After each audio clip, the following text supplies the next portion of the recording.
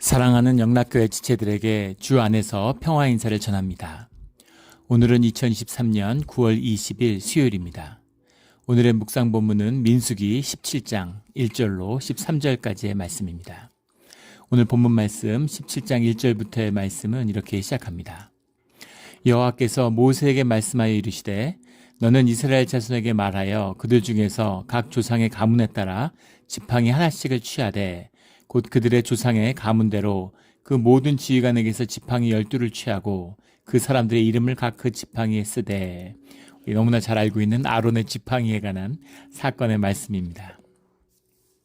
이 고라의 이 반역 사건, 그 사건의 핵심에는 고라가 아론의 권위에 도전하는, 대제사장의 권위를 의심하고 도전하는, 주님 앞에 중보자의 위치라고 하는 것에 대해서, 역할이라고 하는 것에 대한 의문, 이제 거기서 시작된 것이죠.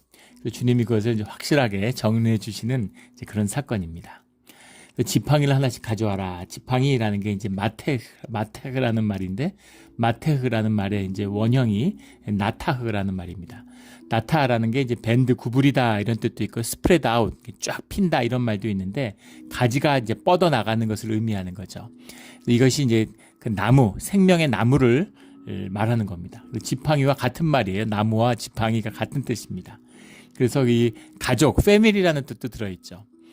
그런 가문을 상징하는, 지팡이라고 하는 것이 이제 한 나무지만 여러 가지가 뻗어 있는, 그 가지를 꺾어 오라는 거잖아요. 그러니까 한 나무 안에 있는 한 조상, 그 가문에 따라서, 그 종족에 따라서 이게 나누어져 있지만, 그 가지를 따라 뻗어 나갔지만 한 집안이다라는 걸 상징하고 있는 거죠.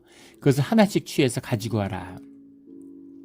그리고 그 사람들의 이름을 각각 지팡이에 쓰되, 3절에 보면 각 수령이 지팡이 하나씩 있어야 할 것임이니라. 수령이라고 하는 건 로시, 보통 뭐 장로라고 이제 해석되는, 지도자라고도 해석되고, 헤드, 머리라는 뜻이죠. 여기서 이제 한 명씩을 쓰라고 하니까 대표들, 장로들 중에서도 그들을 대표하는 그런 한 명의 지도자들, 그 수령을 의미하는 거겠죠. 그 사람들의 이름을 지팡이에다가 각각 써라. 이름을 쓰라는 것은 인격의 대표성이죠. 예. 우리가 사인하는 거잖아요. 사인을 하면은 내가 서류, 약속, 그것에 대해서 내가 보증한다. 예. 내 이름이 걸렸다. 이런 것이죠. 이름을 쓴다라고 하는 것은 내 인격을 거기에 대표한다. 내 인격에 대한 책임성을 가진다. 이런 의미입니다. 모든 그 주님의 이름도 그렇죠. 주님의 이름이라고 하는 것은 주님의 전 인격적인 주님의 임재, 주님을 상징하는 그 대표성이 들어있는 겁니다. 유대인들은 그 이름 자체를 부르지 않죠. 우리가 이제 야훼 이렇게 부르지만 유대인들은 뭐 거룩한 네 글자, 테트라그라마톤 이런 식으로 이렇게 돌려서 이야기하지. 이 주님의 이름을 함부로 입에 담지도 않아요. 이름입니다. 그 이름에 대한 그 인격의 대표성. 그 일본의 그 야쿠자들이 이제 가오라는 표현을 씁니다. 그게 우리나라에 들어와서, 우리가 예전에 그 영화 유명한 대사였죠. 우리가 경찰이 우리가 돈이 없지 가오가 없냐 이런 유명한 명대사를 남겼는데, 가오라는 게 이제 얼굴이라는 뜻입니다. 얼굴이라는 것이 이제 인격의 대표인데, 야쿠자들이 쓰는 말이죠. 가오가 선다 이제 이런 말을 쓰는데, 야쿠자들이 뭘 하냐면 공공의 공인증명 같은 겁니다.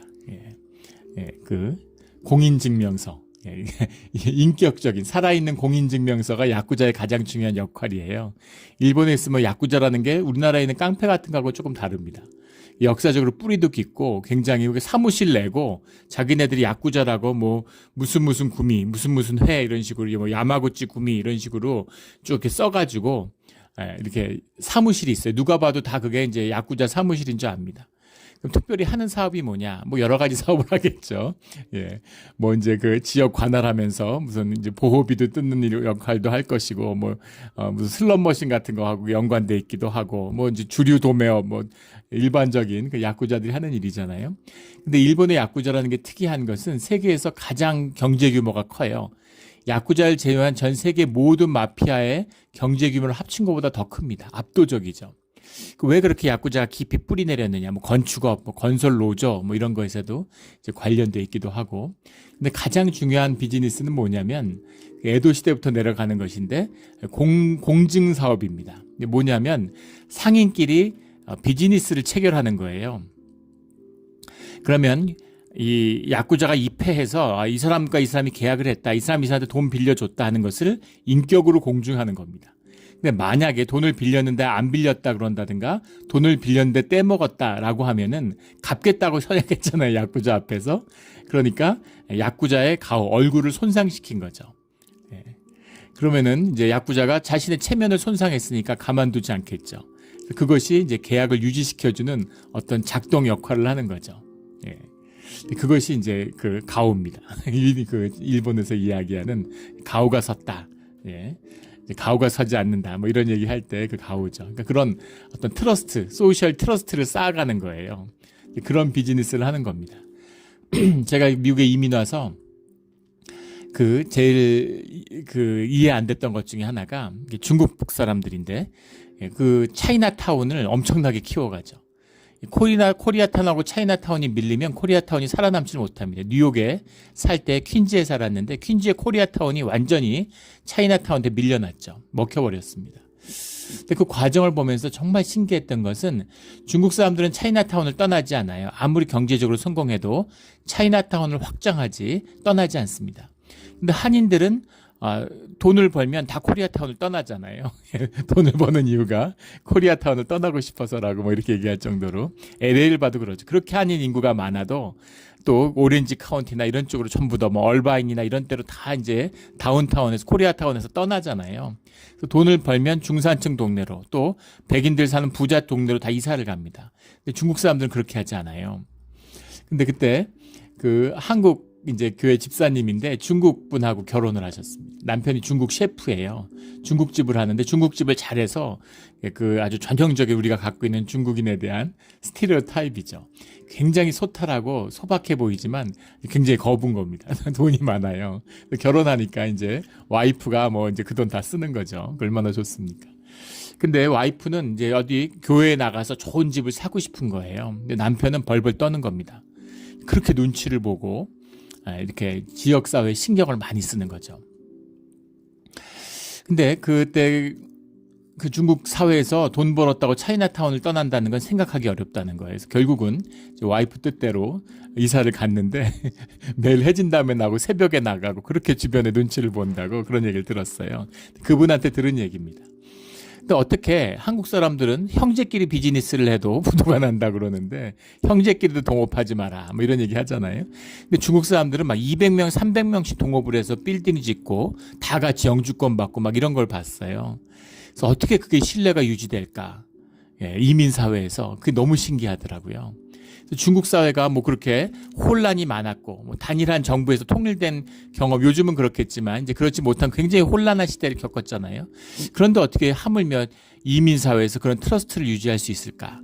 그게 진짜 궁금했습니다. 근데 그거가 어떻게 가능하냐고 물어보니까 그게 전부 다 삼합회 때문이라는 게 트라이어드라 그러죠. 중국 마피아죠. 예, 뭐 또 청방 이런 거 예, 그런 그 중국의 이제 그 범죄 조직들이 있는데 그게 또 한국의 범죄 조직하고는 좀 다르고 오히려 일본의 야쿠자 같은 겁니다. 그래서 그 사람들이 공증 비즈니스를 하는 거예요. 야쿠자가 보증을 쓰는 겁니다. 계약을 하는데 계약 어기면 야쿠자가 아니 그 삼합회가 트라이어드가 가만히 안 둔다는 거죠. 근데 만약에 그걸 약속을 깨거나 돈을 띄어먹으면 어떻게 되느냐?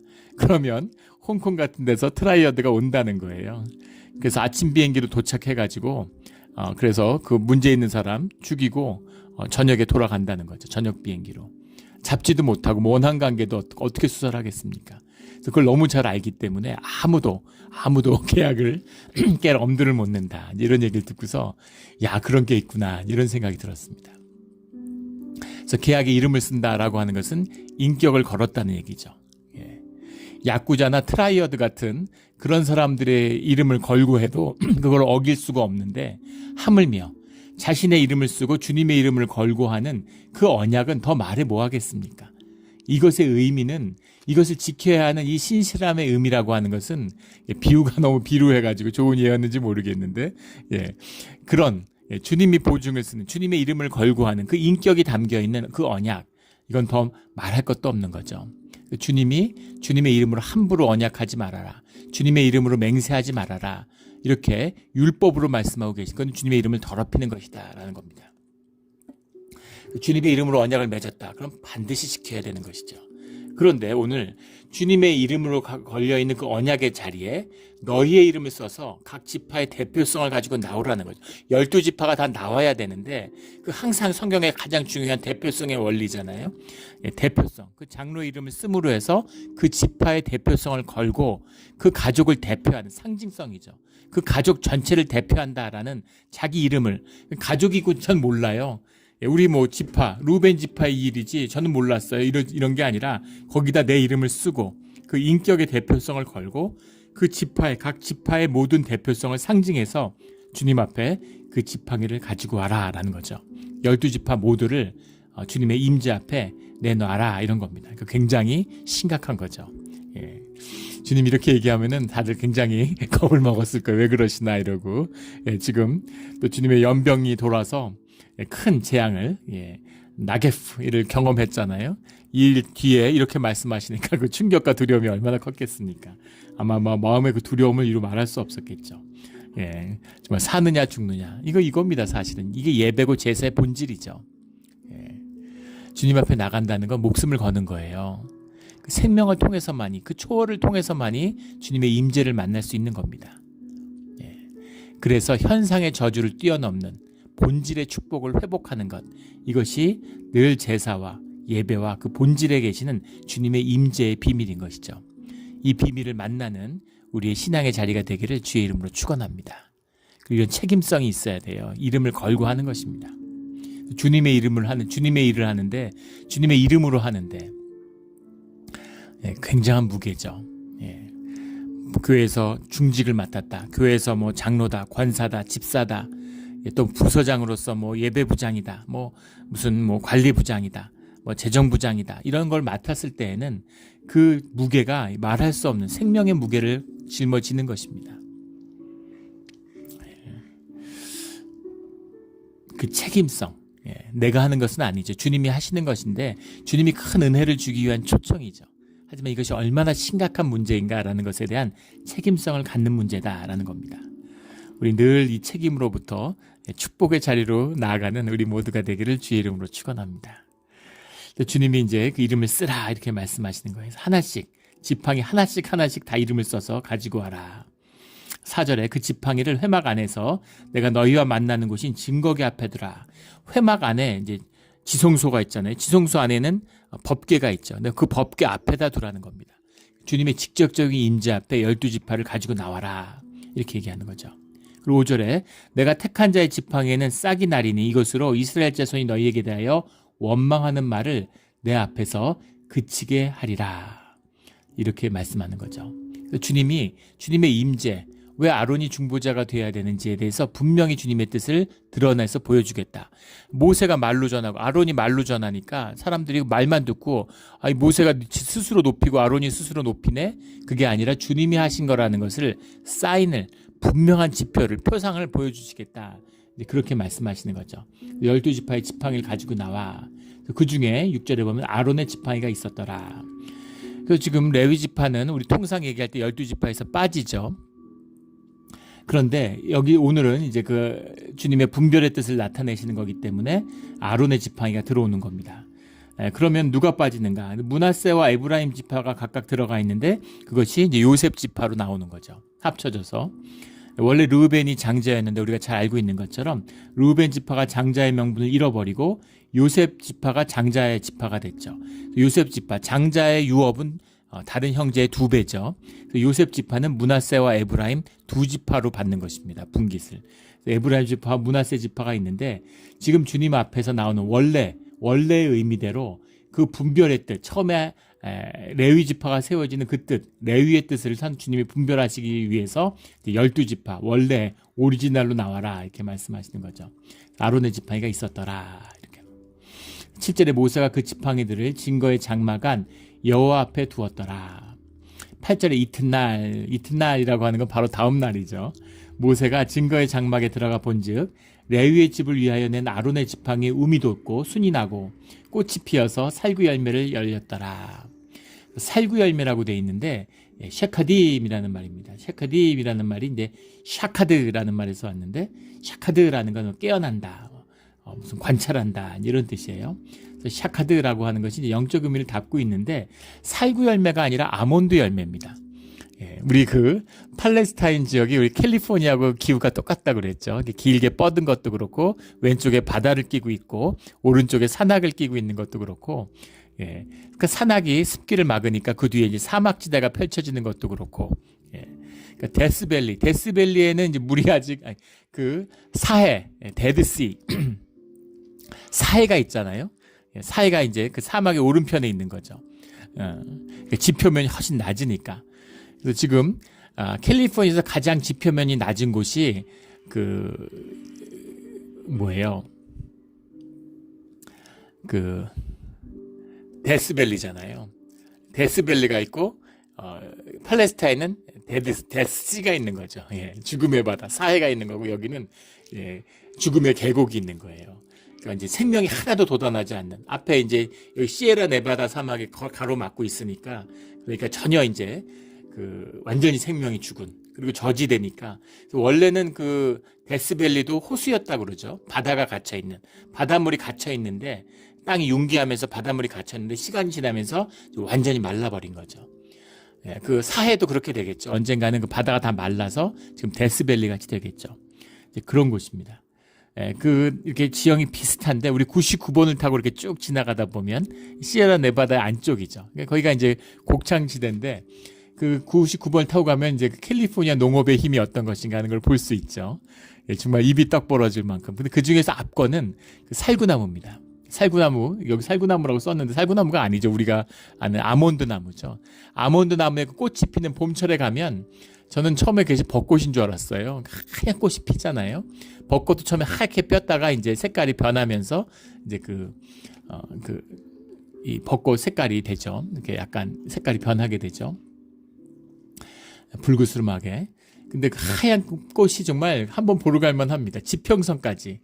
예, 거기에 있는 한 감리교 교회를 방문하다가 이제 99번 상에 그 모데스토 그쪽으로 가게 됐는데 정말 그 입을 다물 수 없는 압권입니다. 예, 정말 지평선까지 뻗어 있는. 우리는 이제 LL 가도 주로 5번이나 101을 타니까 99번 탈 일은 별로 없죠. 근데 그 99번 상에 정말 그 압도적인 그 아몬드 나무에 그 이제 꽃이 피는데 그 아몬드 나무입니다. 아몬드 트리예요. 근데 아몬드 열매가 맺었다는 거죠. 여기에 양극단의 해석이 있습니다. 하나의 해석은 이 나무의 씨를 잘라왔기 때문에 살구나무의 씨를 잘라왔기 그 가지를 잘라와서 바로 가지고 왔으니까 아직 생명력이 있어서 거기서 순도 나고 꽃도 피울 수 있었을 것이다 라는 이제 합리성을 내세운 해석이죠.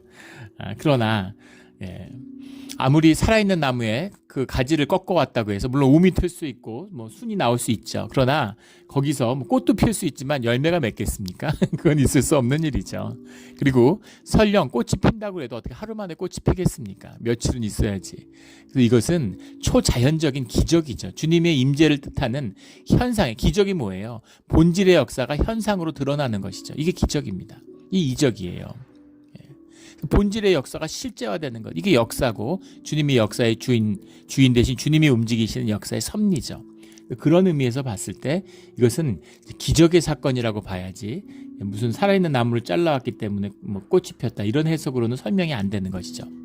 또 하나 반대편에 양극단의 해석은 또 이런 해석이 있어요.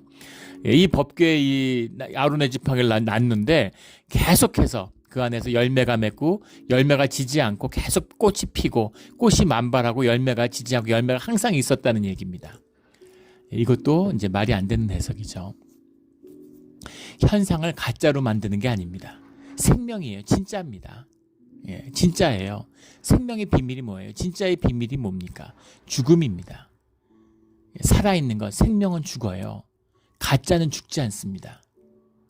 우리가 진짜인데 가짜 흉내내는 것처럼 죽지 않으려고 그러잖아요. 영원히 사는 것처럼.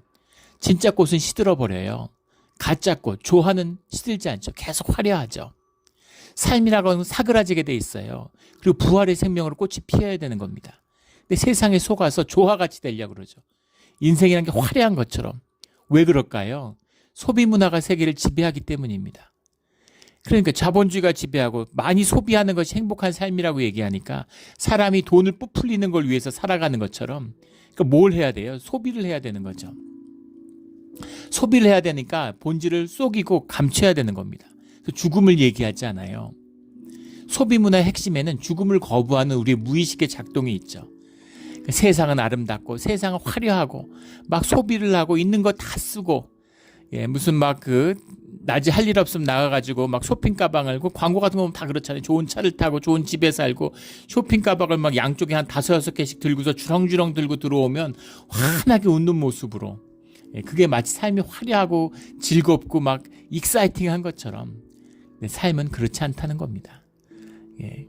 그런 거 하면 하루 이틀은 즐거울 수 있겠죠. 매일 그러면 즐겁겠어요? 아무 기쁨도 없고 아무 즐거움도 없는 거죠. 이게 생명의 신비 아닙니까? 마약 같은 거 한 번 투약해서 막 일주일 동안 막 잠도 안 자고 막 깨어서 신나게 그러고 인생이 다 사그러지고 다 인생이 망가져 버리는 거 아니에요. 코케인 한 번만 흡입해도 그거 몇 시간 동안 쾌락이 지나가고 난 다음에는 단 한 번인데 뇌가 회복되는데 정상화되려면 4년이 걸린답니다. 2주 안에 3번을 하면 영원히 회복되지 않는데요. 무시무시한 비밀이죠. 그래서 죽음이라는 것은 자연스러운 것이고 이 죽음의 음침함, 이 죽음을 모든 걸 앗아가는 이 삭막함, 이것이 우리의 생명이 마주해야 되는 이 현상의 본질이에요. 그걸 경험하고 그렇게 살아가는 것입니다. 나이가 들고 몸이 매일매일 죽어가잖아요. 육신이 쇠약해지고. 근데 몸이 아무리 늙고 몸이 쇠약해진다고 우리 영이 늙습니까? 영이 죽습니까? 그 마음, 소녀 때와 같이 설레는 마음, 그 마음은 똑같은 거잖아요. 우리 영이 살아있다는 걸 느끼죠. 영에 점점 눈을 뜨고 영을 사는, 영으로서 삶을 새롭게 하는 그것을 배워야 되는 것이 우리 신앙의 길인 것이죠. 근데 이게 종교화되니까, 종교는 이원하잖아요. 거짓이죠. 그러니까는 종교도 화려하게 만들려고 그래요.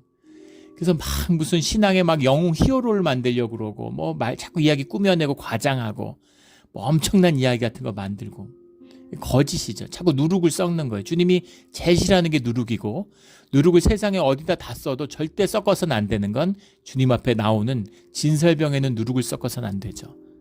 제사의 떡에는 누룩을 넣어서는 안 됩니다. 그 종교가 제일 나쁜 거죠. 종교의 거짓 같은 거예요. 주님이 이적을 행하실 수 있는데 이적이라는 것은 본질의 생명을 드러내기 위한 것이지 현상 질서를 어지럽히고 나띵으로 만들려는 게 아니라는 겁니다. 그래서 나 열매가 한 번 열렸는데 수천 년 동안 지지 않는 열매를 이게 뭐예요? 그렇게 하지 않으신다는 거죠. 예수님이 오셔갖고 나는 안 죽어. 육신도 안 죽어. 주님의 육신에 죄가 없기 때문에 육신으로 부활하시는 것을 우리에게 보여주셨죠. 우리에게 표상이에요. 근데 주님이 현상에서 육신의 죽음, 십자가의 죽음을 통해서 우리와 하나가 되셨죠. 그것이 생명과 영의 비밀입니다. 깊은 비밀이죠. 그래서 이 열매가 살구 열매가 절대 지지 않았다. 이런 것도 저는 종교의 뻥이라고 봅니다. 양극단이죠. 살아있는 나무에 줄기를 졸라왔으니까 싹이 피었지 싹은 필 수 있지만 열매는 멀리지 않는다는 겁니다. 한 번 열린 열매가 지지 않는다? 그런 일은 있을 수 없죠. 주님의 이적의 뜻, 주님이 행하시는 섭리를 모르기 때문에 하는 거예요. 양극단입니다. 종교의 양극단이죠. 그래서 이것은 주님의 생명을 증거하는 주님의 분명한 주님의 임재를 표상하는 그런 역사다. 생명의 주님, 부활의 주님, 이 십자가의 주님의 부활을 또 예표하는 것이기도 하겠죠. 그런 주님의 역사다라는 사실을 보게 됩니다. 그래서 모세가 그 지팡이를 9절에 보면 전부를 여호와 앞에서 이스라엘 모든 자손에게로 가져오매 그들이 보고 각각 자기 지팡이를 집어들었더라. 이름을 써놨으니까 다 가져갔죠. 그런데 여호와께서 또 모세에게 이르시되 아론의 지팡이는 진거기 앞으로 도로 가져다가 사람들에게 보여주고 놀라운 이적을 보여주고 주님의 임재가 아론의 지팡이 레위 지파를 주님이 그 곁에 두신다는 걸 보여준 다음에 그걸 도로 가져다가 거기 간직하여 반역한 자에 대한 표징이 되게 하여 표징이라는 게 오트라는 거죠. 오브트 뭐 이런 말인데 아바크라는 말에서 왔죠. 사인 뭐 이런 겁니다. 마크 표상 표징이 되게 하시며 그들에 대한 내게 대한 원망을 그치고 죽지 않게 할지니라. 주님께 원망하고 주님께 떨어져 나가면 그 자체가 죽음이죠. 모든 육신은 죽은데 영이 살아야 되는데 영이 죽는 것입니다. 성경에서는 육신의 죽음을 죽음이라고 얘기하지 않죠. 어차피 다 죽는 거고 육신의 죽음이 죽음이 아닌데 잠들었다. 육신의 죽음을 잠들었다. 이렇게 표현하고 영의 죽음을 죽음이라고 얘기하는, 그럼 영원히 죽는 것이죠. 죽음이 있어요. 근데 그렇게 죽지 않게 한다. 죽는다는 게 뭐예요? 썩어지는 것입니다. 주님 안에서 기억되지 않는 거예요. 내 삶을 증거해 줄 수 있는 게 주님밖에 없는데 주님이 잊어버리시면 다 썩어버리고 없는 것이죠. 그 의미입니다. 주님 안에서 기억되는, 주님께 반역하고 주님을 거스르는 자가 되지 않게 해야 된다라고 하는 분명한 표시다라는 거죠. 중보자와 예배자를 세우는 주님의 뜻입니다. 이걸 탁 세우니까 12절에 이것을 이제 가져다가 다시 진거기 앞에 뒀는데 진거기 앞에 뒀다가 진거기 안에다 넣죠. 근데 그 아론의 지팡이는 어디 갔을까? 그 히브리서 9장 4절에 보면 언약궤 안에 보관했다라는 말씀이 나옵니다. 그런데 열왕기상 8장에 가보면 솔로몬의 성전이 세워졌는데 십계명 안에는 돌판밖에 없어요. 그래서 그럼 아론의 지팡이는 어디 갔을까라는 거죠. 아론의 지팡이는 어디 갔을까요? 아론의 지팡이는 어디 갔을까? 이제 이런 해석이 가능하죠. 합리적인 해석은 나무로 만들었기 때문에 모세의 십계명은 돌판이니까 썩지 않지만 아론의 지팡이는 안에 넣어놨는데 썩었을 것이다. 이렇게 보는 겁니다. 자연스러운 해석이죠. 그런데 문제는 뭐냐면 항아리에 담아가지고 만나를 넣어뒀는데 항아리도 없다는 거예요. 만약에 썩어서 없어질 것이라면 언약궤 안에 넣지 않았겠죠. 언약궤 안에 보관하겠다는 건 주님과 함께하는 주님의 임재 가운데 두겠다는 겁니다. 이 주님의 임재 가운데 생명의 근원에 있다면 오늘 잘라낸 나뭇가지에서 열매가 하루 만에 맺히는 것처럼 생명의 역사가 반복돼야 되겠죠. 그러나 그런 일이 없었다는 것이고 그 다음에 그 토기 그릇 같은 데다 구워가지고 우리 사기 그릇 같은 데다가 하거나 그 그릇 같은 데다가 담아서 넣었잖아요. 그 만나를. 그럼 만나는 썩을 수 있지만 그릇은 썩지 않죠. 근데 왜 그릇도 없어졌느냐라는 겁니다. 그래서 이것이 이제 뒤에 가면 그 십계명도 이제 법궤도 없어졌잖아요. 그래서 이것이 뭐 바벨론이 강탈해 갔다, 뭐 시바 여왕의 후손이 와서 솔로몬의 자손인데 에티오피아로 가져갔다. 뭐 지금도 에티오피아에 가면 뭐 다큐멘터리 같은데 보면 십자가로 돼 있는 뭐 그 뭐예요? 무슨 기사단입니까? 그 기사단의 이제 문양으로 된 그 법궤의 그 이제 보관함이 성전이 남아 있고 아직도 그 안에 있다 그러는데 모르죠. 많은 이제 헐리우드 영화의 모티브가 되는 또 그것을 이제 다시 뭐 유럽으로 가져왔다 성전 기사단이 뭐 또 그런 이야기도 있고 또 아니면 또 예레미야가 사실은 예루살렘이 망할 때 그때 이제 애굽으로 가져갔다 뭐 또 이런 얘기도 있고 뭐 많은 전승들이 있어요. 그런데 그 안에 있던 것이 이제 분실됐다라고 보는 견해도 이제 있는 것이죠. 그런데 또 다른 관점은 이런 것도 있습니다. 뒤에 성전이 타락하고 성전이 있고 주님의 임재가 있다면 예루살렘과 성전이 무너질 리가 없죠. 예루살렘과 성전이 무너졌다는 것은 주님의 임재가 떠났다는 거예요. 우리 이사야에서 분명히 주님이 말씀하시는 것처럼 예레미야에서 말씀하시는 것처럼 주님이 성전에 계시지 않는다는 겁니다. 주님이 성전에 계시지 않으면 법궤가 무슨 의미가 있고 성전이 무슨 의미가 있고 예루살렘이 무슨 의미가 있습니까? 아무것도 아니죠. 예루살렘을 주님이 버리시고 성전을 버리셨는데 주님이 법궤만 지키신다? 그러셨다면 법궤가 유실되고 이방 민족에 떠돌고 그것을 다윗이 찾아오고 뭐 이런 역사 자체가 없었겠죠. 그걸 주님이 보여주셨잖아요.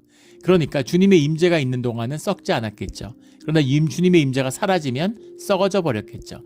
그렇게 보는 것, 누가 훔쳐갔거나 강탈하거나 옮겨가지 않았더라도 그렇게 보는 것이 자연스러울 수 있다는 것입니다. 여러 가지 해석의 가능성이 있는 것이죠. 그런데 이 아론의 지팡이가 지금 이 순간에는 분명한 표징이 되어서 주님의 살아계신 임재와 생명의 표상으로 이스라엘에게 증거되었다는 거죠.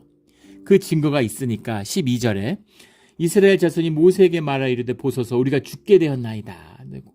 죽게 되었나이다. 망하게 되었나이다. 다 망하게 되었나이다. 지금 이 상황에서 원망은 나오지 않았겠죠. 근데 이 표현 자체가 마치 원망처럼 들리는 공포죠. 두려움입니다. 13절에 여호와의 성막에 가까이 나가는 자마다 다 죽사오니 우리는 다 망하여야 하리까. 주님이 함께 하신다고 하는데 주님이 함께 하시면 죽는 건데 우리는 다 죽어야 됩니까? 진실을 담고 있는 말이죠. 다 죽어야 되는 거예요. 근데 다 죽으면 안 되니까 주님이 제사와 예배를 허락하시는 거죠. 주님과 함께하는 그리심산의 축복을 받으라는 겁니다. 근데 사람들이 그것을 에발산의 저주로 바꾸는 거죠. 이게 우리 신앙의 핵심이에요. 우리 제사와 십자가의 핵심입니다. 현상을 보는 자들, 육신의 삶이 다인 자들은 주님을 만난 게 저주죠. 우리의 현상을 패하시니까. 그런데 본질의 역사, 십자가 같은 저주가 어디 있어요? 십자가가 세상의 저주 중에 저주의 끝판왕이잖아요. 그 저주의 자리에 주님이 매달리시는 거죠. 그래서 십자가를 보고 다 도망가는 겁니다. 근데 그 저주를 주님이 축복으로 바꾸시는 거예요. 십자가가 우리 인생의 가장 큰 축복인 것을 만나게 되는 겁니다. 이 비밀이죠.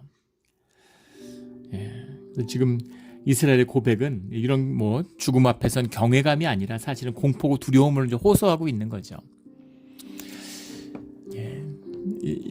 두 가지 측면이 다 있습니다. 주님하고 못 살게, 주님 좀 성막에 계시지, 성전에 계시지, 우리 따라다니지 마세요 제발, 우리가 찾아갈게요. 이런 종교의 모습이 드러나는 거죠. 또 하나 똑같은 종교의 극단성이죠.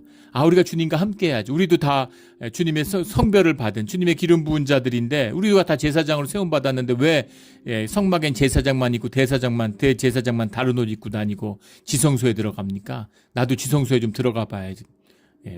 대제사장도 목숨 걸고 1년에 한 번 들어가는데 나도 한번 대제사장이 돼서 들어가 보고 싶은 그런 마음이 있는 거죠. 왜 너만 만나? 왜 아론만 만나? 나도 만나야지. 이런 거잖아요. 죽음을 두려워해서 도망가고 싶은 마음과 주님을 만나고 싶은 마음, 그 두 마음이 다 있는데 양극단인 거죠. 근데 주님이 함께하기를 원하시고 주님의 질서에 따라서 중보자가 세워야 된다고 말씀하시는 거예요. 아론의 의미는 아론이 아닙니다. 성경과 우리 출애굽기를 한번 읽어보세요. 정확히 할 수는 없겠지만 그 행간에 흐르는 느낌이 있잖아요. 아론은 그렇게 출중한 사람이 아닌 것 같아요. 그렇게 훌륭한 인격의 소유자도 아닌 것 같습니다. 모세하고 비슷한 육적인 성질을 가졌겠죠. 근데 모세는 광야에 고된 그런 연단을 받고 주님의 사람으로 거듭났잖아요. 근데 아론은 모세의 협력자로 불렀죠. 그래서 모세가 있기 때문에 아론의 역할이 있는 겁니다. 제단 앞에 두 감람나무로 세움을 받은 거예요. 그 개인이 인격적이든 훌륭하건 그게 중요한 것은 아닙니다. 물론 주님이 함께하고 주님의 일을 맡김으로써 주님 앞에서 성장하고 변화되는 모습이 물론 있겠죠. 겸손케 하는 모습이 있겠죠. 그러나 무슨 금송아지 사건 이럴 때 보면 아론은 정말 대제사장 잡지 않죠. 그러나 그가 어떤 사람이고 어떤 캐릭터를 가졌냐가 중요한 것이 아니라 주님 앞에 구별된 중보자로 세움을 받았다는 겁니다. 이게 중요한 것이죠. 그럼 주님은 왜 중보자를 세우는가? 이건 더 깊은 비밀입니다. 주님은 꼭 중보자를 세우세요. 생명의 연합의 비밀이죠. 주님이 삼위일체의 하나님으로 주님을 우리에게 계시하세요. 주님이 성령 하나님이 계시고 예수 그리스도 하나님이 계시고 그다음에 우리의 창조주 하나님이 계시는 겁니다. 그 삼위가 일체예요. 삼위일체를 인간이 이해할 수 있습니까? 인간의 지각으로는 이해하지 못해요. 세 개면 세 개고 하나면 하나지 세 개가 하나고 하나가 세 개인 게 어디 있습니까?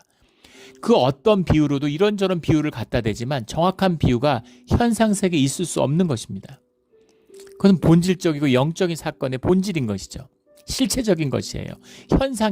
현상을 이해하는 우리의 오감으로는 이해할 수 없는 거예요. 우리가 마치 물리학에서 10차원, 11차원 수학적으로 존재하는 건 증명할 수 있지만 우리가 두뇌로 지각적으로 경험적으로 이해할 수 없죠. 그런 것과 비슷한 겁니다. 있는 건 알겠어. 교리적으로 인정해. 하지만 주님이 그렇다고 하시니까 근데 그게 정확히 뭔지는 알 수 없는 거죠. 비슷하게 느낄 수는 있죠. 우리가 자식과 하나됨을 느끼잖아요. 자식이 잘 되면 내가 잘 되는 것보다 더 기쁘고 자식이 아프면 내가 아픈 것보다 더 아프고 이런 하나됨인가 싶지만 느낄 수 있는 것이지 그 이상이고 그런 거 아니죠. 근데 주님은 왜 인간이 알 수도 없고 받아들일 수 없는 삼위일체로 주님을 계시하셨을까? 왜 그랬을까요? 삼위의 하나됨, 삼위가 교제하고 영적으로 연합해서 하나됨의 비밀, 이것이 신적인 비밀이고 하나님의 형상의 본질이라는 것을 우리에게 말씀하고 계시는 거죠. 그래서 우리가 주님 안에서 영의 본질을 회복한다는 건 하나 되고 화목하는 것이에요. 이게 교회의 비밀이고 주님의 임재의 비밀입니다. 두세 사람이 내 이름으로 모인 곳에 내가 함께 하겠다라고 약속하시는 그 교회를 향한 언약 속에 들어있는 중보의 비밀이에요. 예. 내가 잘 믿고 내가 열심히 있어서 내가 믿음 좋아서 믿습니다 그리고 주님 앞에 나가는 그런 게 아니라는 겁니다. 주님이 그렇게 말씀하시고 그렇게 모세를 세우세요. 모세를 세우는 건 예배자를 세우기 위한, 제사장을 세우기 위한 중보자의 역할입니다. 그래서 우리가 중보자가 되어서 세상을 주님 앞에 부르는, 세우는 그런 역할로 우리를 부르심을 받은 것이죠. 그것이 연합의 비밀이에요. 무슨 믿음이 없어서 연합 못하고 뭐 이런 얘기가 아닌 겁니다. 교회에 가짜 종교인들, 바리새인들, 사두개인들이 넘쳐나잖아요. 믿음 좋다고 막 떠벌리고 막 활개치고 교회 화목을 깨고. 교회에서는 무조건 화목입니다. 연합이에요. 연합과 화목을 하는 게 좋은 것이다. 사람들끼리 친교가 중요하다 이런 얘기가 아닙니다. 또 다른 종교의 양극단의 거짓이죠. 주님을 중심에 쓰고 주님의 질서에 따라서 주님 안에서 순종의 화목을 이루는 것이죠. 그래서 주님의 사람은 나서지 않아요. 주님의 사람은 떠벌리지 않습니다. 주님의 사람은 활기치지 않아요. 겸손하고 온유하고 보이지 않는 자리에서 오른손이 한 살을 왼손이 모르게 하는 그런 역사를 이루어가면서 화목의 화목을 약한 자들을 세우는 겁니다. 절대 목적을 과정 위에 두지 않습니다. 영원한 과정 속에 이 순간 가운데 주님이 임재하는 이 순간의 귀함을 여기는 것이죠. 믿음 좋다는 사람들이 교회 안에서 교회가 왜 이러냐, 교회가 뭐 이러면 안 되는데, 종교인들, 거짓 선지자들의 대표적인 멘트죠. 교회가 이게 뭐냐, 교회가 왜 이러냐. 그건 마치 어린아이를 두고 아니 얘는 왜 기저귀를 못 가, 얘가 할 수 있는 일이 뭐가 있냐 이런 얘기랑 똑같아요. 생명이고 진실입니다. 자라나는 거예요. 자라나면 언젠가 장성한 분량이 되고 어른이 되겠죠. 서두를 것도 없고 급할 게 없습니다. 영혼 속에 있는데 뭐가 급해요? 내가 급한 거지. 그래서 교회를 무슨 선교단체인 것처럼 교회가 왜 일을 안 하느냐, 뭐 앵벌이 조직입니까? 무슨 일을 해요? 가족으로서 화목하고 사랑을 나누고 생명이 자라나면 생명의 열매가 주렁주렁 열리는 겁니다. 그 열매를 통해서 생명을 보는 거예요. 그래서 뭘 애쓰고 뭐 그럴 필요가 없습니다. 어떤 가족이 함께 가는 거죠. 가장 연약한 자를 같이 가는 겁니다. 업고 가는 거예요. 목표를 위해서 자녀를 버리는 부모가 어디 있습니까? 큰아들에게 기준을 두고 막내 버리고 갑니까? 그 가족이 아니죠. 그 조직이죠. 주님 안에서 화목을 이루는 중보자를 세운다는 의미는 연합을 이루어야 된다. 화목을 이루어야 된다. 주님과 하나 되는 비밀이 이 가운데 있습니다. 그 중보자를 우리가 부르심을 받는 거죠. 왕 같은 제사장으로 주님께 부르심을 받은 겁니다. 이 제사장의 사명을, 제사장 나라의 사명을 감당하고 또 이것을 누리며 주님의 열매를 보는 그런 우리 주의 자녀들이 되기를 주의 이름으로, 예수 그리스도 이름으로 축원합니다. 아멘. 기도드리겠습니다. 하나님 아버지 감사합니다. 오늘 귀한 말씀 주시길 감사드립니다. 늘 주님의 임재 가운데 경외감으로, 순종함으로 주님을 100% 존중하고 주님의 말씀에 100% 순종함으로 주님의 임재가 떠나지 않는 그리스도인의 축복이 흘러서 주님의 생명수를 먹고 살아가는, 또 세상을 향하여 중보자가 되어서 세상을 구원하는 주님의 사역에 쓰임받는 우리 모두가 되게 하여 주시옵소서. 감사하며 예수 그리스도의 이름으로 기도드렸습니다. 아멘.